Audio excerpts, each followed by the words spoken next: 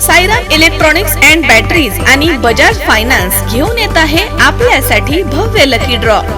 Dussehra Diwali bumper lucky draw offer. Total 21 बक्षीस.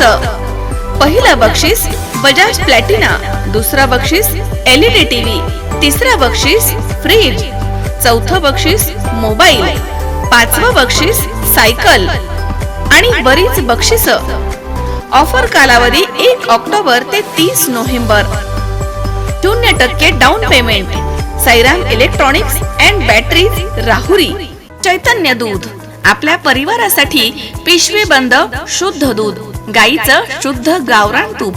श्रीखंड, आम्रखंड, paneer, mango, vanilla, शाही लस्सी, दही आणि अनेक दर्जेदार उत्पादने.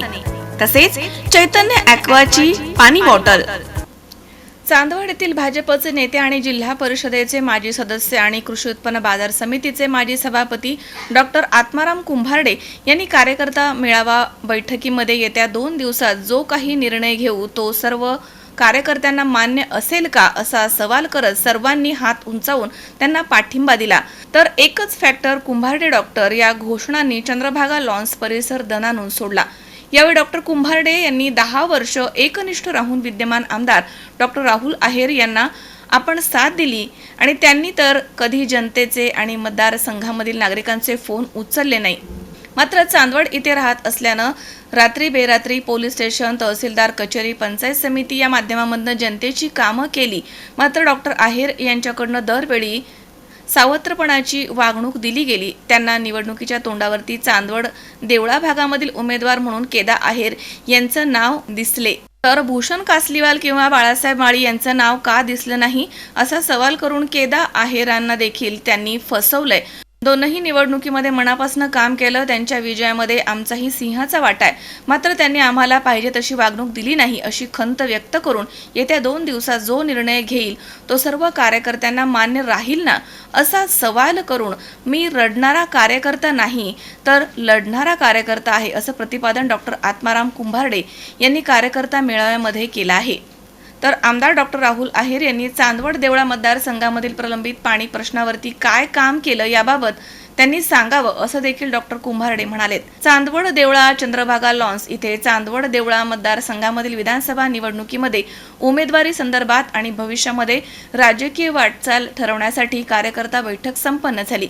यावेळी श्रीहरी ठाकरे तसेच उमेश देवरे, अशोक ठाकरे, चव्हाण सर, भाऊसाहेब नातपाडे, संदीप देवरे, संतोष जामदार, प्रशांत आप्पा ठाकरे, विजय गांगुर्डे, शेकापचे वाघिरे तसेच प्रभाकर ठाकरे यांची भाषणं झाली आहे. तर सूत्रसंचालन विजय कुंभारडे यांनी केलं आणि प्रास्ताविक प्राध्यापक शरद पवार यांनी केलंय.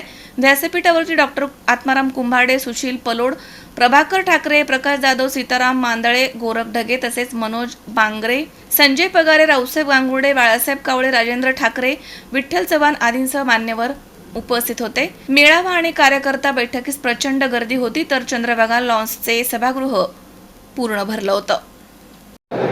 इच्छा काय, कार्यकर्त्यांचं या ठिकाणी आदेश काय, खऱ्या अर्थानं मी कार्यकर्त्यांवर मोठा झालेला नेता आहे. त्यामुळे कार्यकर्ते माझ्यासाठी जो आदेश देतील, कार्यकर्ते मला ज्या सूचना करतील त्या सूचनाचं मी पालन करेन. कार्यकर्ते उद्या म्हटले अपक्ष निवडणूक लढवायची तरी माझी तयारी आहे.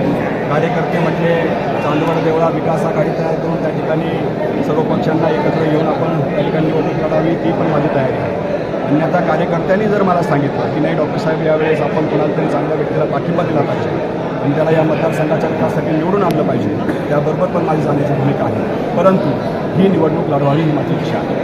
तुम्ही भाजपचे सक्रिय कार्यकर्ते आहात, पण भाजपचा उमेदवार इथे दिलेला असताना ही भूमिका घेण्याची वेळ का आली? भारतीय जनता पार्टीने मला 2014मध्ये उमेदवारी देऊ केली होती.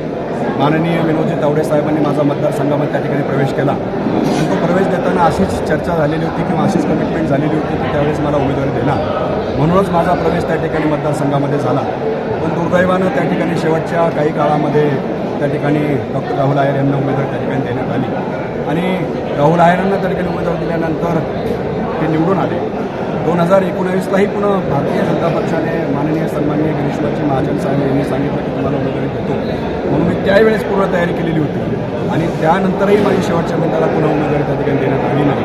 म्हणून दरवेळेस जर पक्ष माझ्यावर अन्याय करत असेल तर मला ही भूमिका घ्यावीच लागते. ठाम भूमिका आहे का जो उमेदवार भाजपने दिलेला आहे त्याच्या विरोधात काम करायचं? नाही, ती भूमिका अजूनही नाही. परंतु जे विकासाचे प्रश्न अजून प्रलंबित राहिलेले आहेत त्या प्रश्नांसाठी मागच्या 5 वर्षामध्ये आम्ही देवेंद्रजींवर विश्वास ठेवला, महाजन साहेबांना विश्वास ठेवला, राहुलदादा आहेरांवर त्या ठिकाणी विश्वास ठेवला की आमचा सर्वात महत्त्वाचा ज्वलंत प्रश्न आहे म्हणजे आमच्या शेतीच्या पाण्याचा, हायराईज कॅनलचा. त्या ठिकाणी छोटे मोठे बांधारे आहे, हातीहाड असेल, त्या ठिकाणी कार्डो असेल, हे प्रश्न मार्गी लागले पाहिजे. त्यांनी त्यावेळेस आश्वासित केलं होतं की ते आम्ही ते प्रश्न सोडू. आजही ते जनतेसमोर सोडवायला तयार असतील आणि पक्ष निष्ठेने आदेश दिला तर आम्ही त्यांचाही विचार करू. Okay, thank you.